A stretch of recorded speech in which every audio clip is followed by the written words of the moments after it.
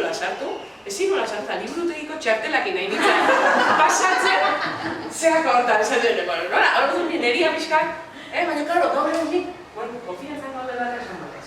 Gorputzana pixkak gainbaloratu da. Bizi gaia pixka bat, obsesioan, dana, zeuan gutxi egin behar dezu, eta 40 urtetik gora gehiago, azten dara hor, dana egin behar dute, zaintzen kilometroa, megatrain, megaultratrain, megatrain korrikamendin, gora, quebrantahuesos, bere hitzak esaten du, zeinen nahi duin horako gauza bat, ez da?